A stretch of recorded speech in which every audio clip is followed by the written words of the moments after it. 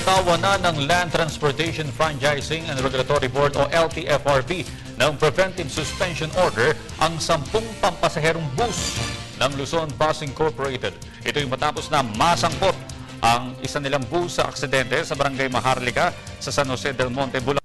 May kinamatayan ng isang individual noong nakaraang buwan.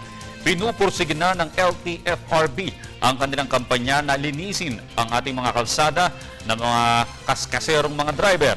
30-day suspension ang ibinigay ng LTFRB sa bus company at inatasan din ng LTFRB ang kumpanya na dalhin ang 25 pa nilang mga bus sa mga Motor Vehicle Inspection Service ng ahensya para masuri at matukoy ang roadworthiness bago mapayagang makapag-operate muli. Inobliga rin ang nasabing bus company na isailalim sa road safety seminar ng LTFRB ang lahat ng kanilang mga driver.